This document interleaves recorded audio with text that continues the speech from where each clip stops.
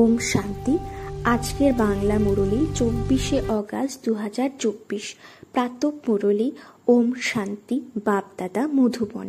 বাবা বলেছেন, মিষ্টি বাচ্চারা, বাবা সঙ্গমে তোমাদের যে স্মৃতি স্মরণ করিয়ে দিয়েছেন তাকে স্মরণ করো তো সদা খুশিতে থাকবে। আজকের প্রশ্ন, সর্বদা হালকা অনুভব করার যুক্তি কি? কোন উপায়ে বা সাধন অবলম্বন করলে খুশিতে থাকতে পারবে?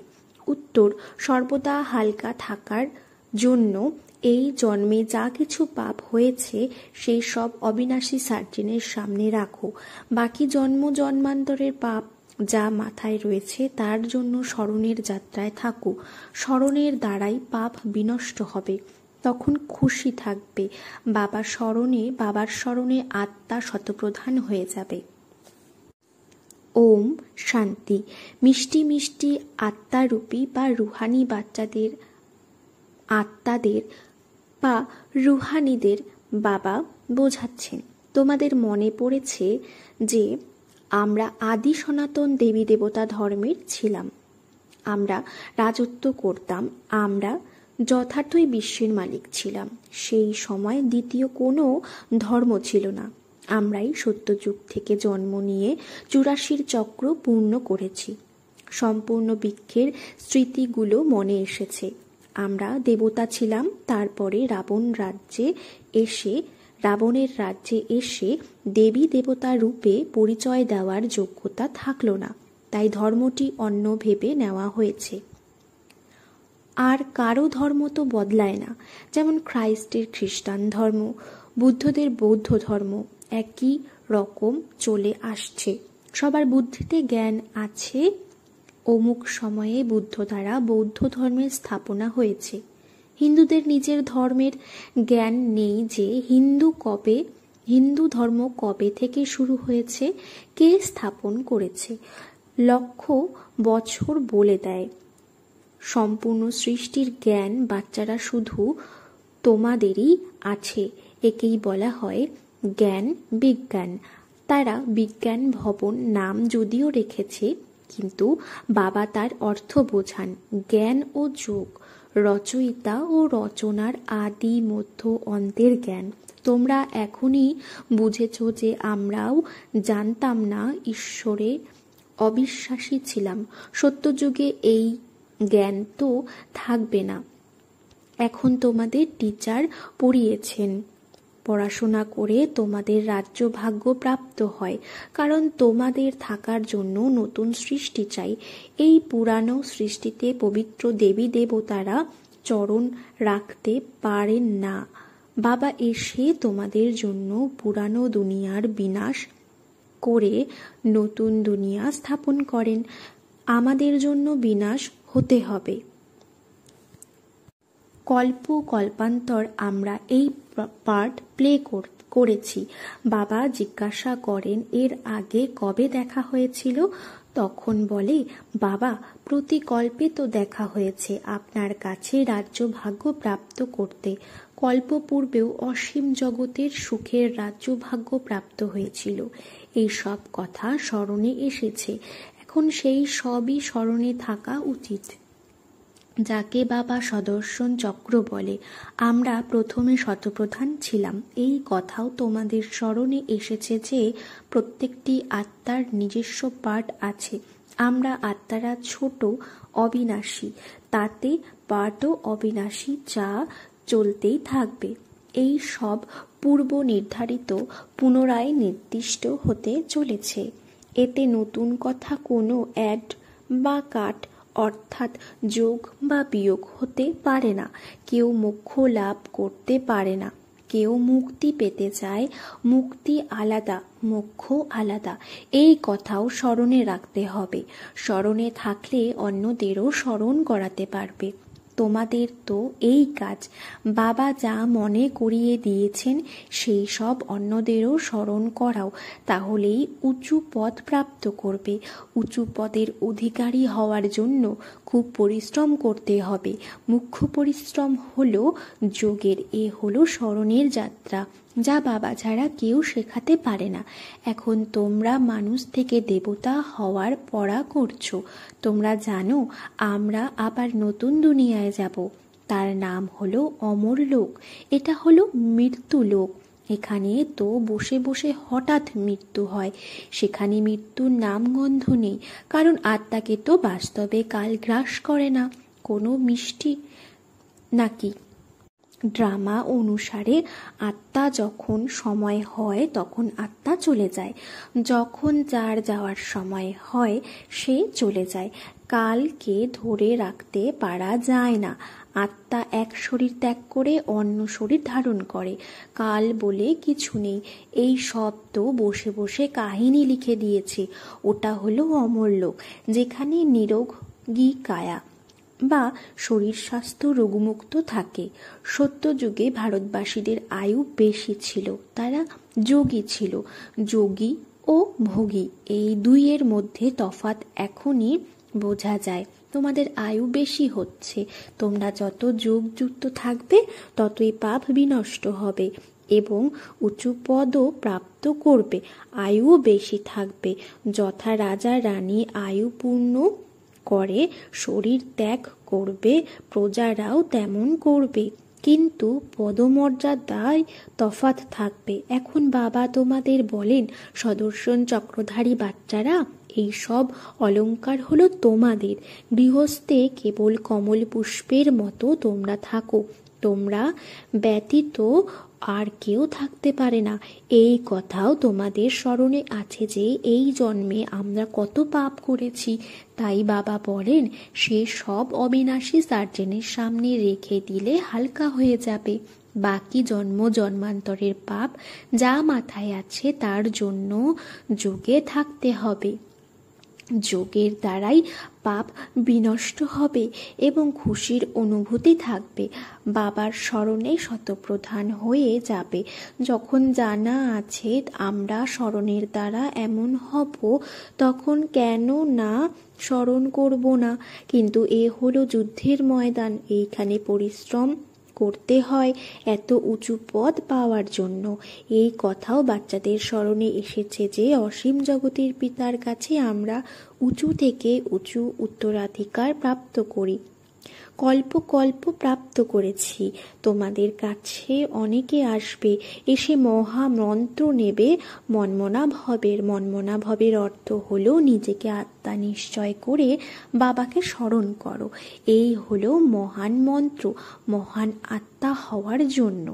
সে কোনো মহান আত্মা নয়, সে কোনো মহাত্মা নয়। মহাত্মা তো বাস্তবে শ্রীকৃষ্ণকে বলা হয়, কারণ তিনি হলেন পবিত্র।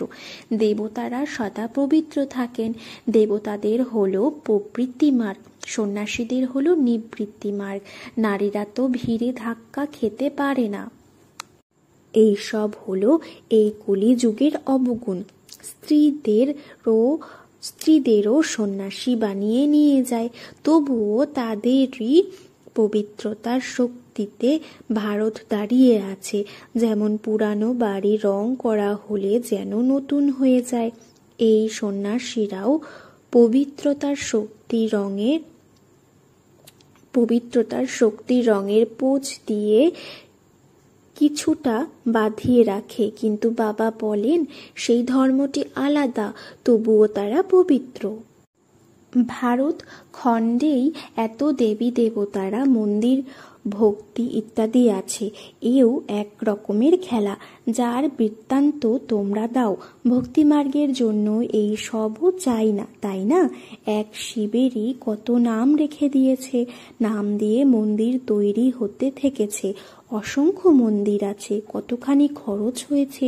প্রাপ্তি যদিও অর্ধকল্পের সুখ, ব্যাস অনেক টাকা খরচ হয়। মূর্তি ইত্যাদি ভেঙে যায়, সেখানে তো মন্দির ইত্যাদির দরকার নেই। এই কথাও এখন স্মরণে এসেছে যে অর্ধকল্প ভক্তি চলে, অর্ধকল্প আবার ভক্তির নাম নেই। বাবা কত মনে করিয়ে দেন এই ভ্যারাইটি বৃক্ষের কথা। শুধু কলিযুগের আয়ু 40,000 বছর যদি হয় তাহলে তো খ্রিস্ট ধর্মের আয়ুও বেড়ে যাবে।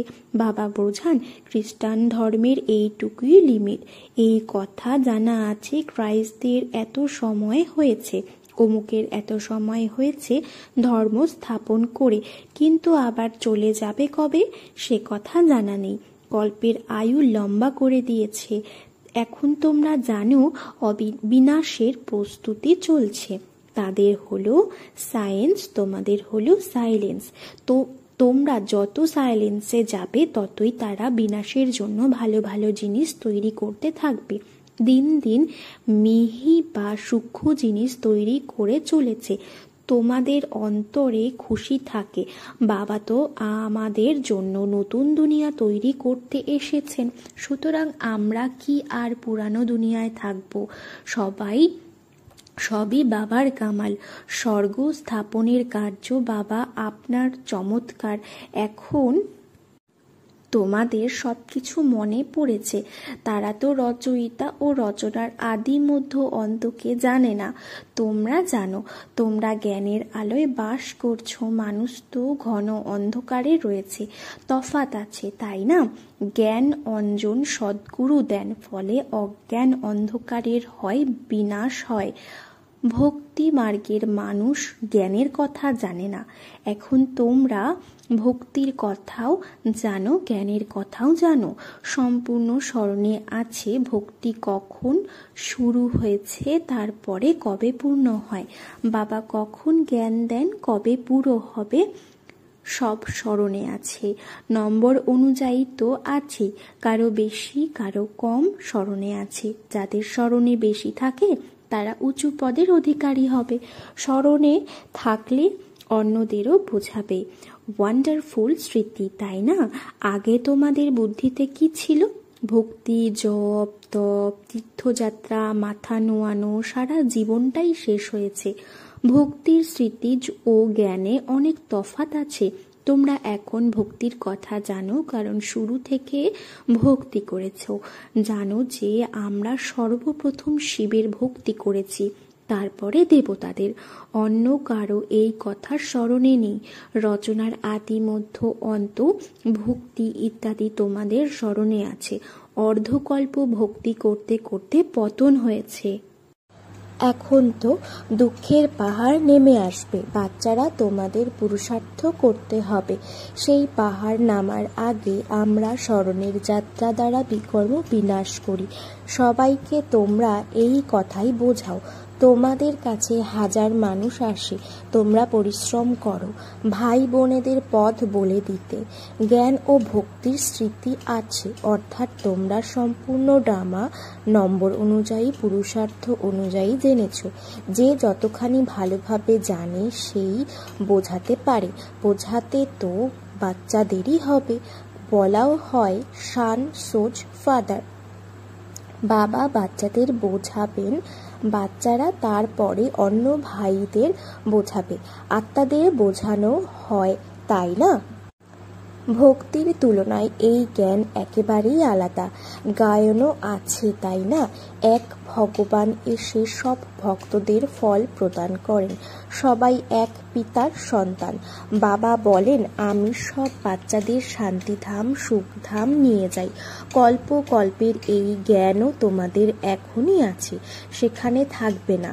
তোমরা পতিত হও তো বাবা তোমাদেরকে পবিত্র করার জন্য কতখানি পরিশ্রম করেন। ভক্তিতে গীতও রয়েছে, আমি নিজেকে তব চরণে নিবেদন করিলাম। তার কাছে, বা তারা জানে না কার কাছে, বাবার কাছে। তারপরে বাবা দৃষ্টান্ত দেন, ব্রহ্মা বাবা সমর্পণ করলেন কিভাবে। এই স্যাম্পলকে বা ব্রহ্মা বাবাকে ফলো করো, ইনি লক্ষ্মীনারায়ণ হবেন। যদি এত উঁচু পদের অধিকারী হতে চাও তো এই রকম ভাবে সমর্পণ করতে হবে। ধনী মানুষ কখনোই সমর্পণ করতে পারবে না। এখানে তো সর্বত্র সোহা করতে হয়। ধনী জনের অবশ্যই স্মৃতি আসবে, গায়নও আছে, তাই না? অন্তিমকালে যে নারীকে স্মরণ করে বা পরের জন্মে সে দেহ পসারিণী হয়ে জন্মায়। এত সব ধন সম্পদ কি করবে? কেউ নেবে না, কারণ সব কিছুই তো শেষ হয়ে যাবে। আমিও নিয়ে কি করব? শরীর সহ সব কিছু তো শেষ হবে। তুমি মরলে তোমার কাছে এই দুনিয়াও মৃত। এই ধন ইত্যাদি কিছুই থাকবে না। যদিও গুরুর পুরাণে ভয়ানক সব গল্পকথা লিখে দিয়েছে ভয় দেখানোর জন্য। বাবা বলেন এই শাস্ত্র ইত্যাদি হলো ভক্তিমার্গের। অর্ধকল্প ভক্তিমার্গ চলে। যখন রাবণের রাজ্য থাকে, কাউকে জিজ্ঞাসা করো রাবণ দহন কবে থেকে আরম্ভ হয়েছে, বলবে প্রচলিত পরম্পরা অনুসারে। আরে পরম্পরা ধরে তো রাবণ থাকেই না, না জানার দরুন বলে দেয় প্রচলিত পরম্পরা। বাচ্চারা, তোমাদের এখন স্মরণে আছে রাবণ রাজ্য কবে থেকে শুরু হয়।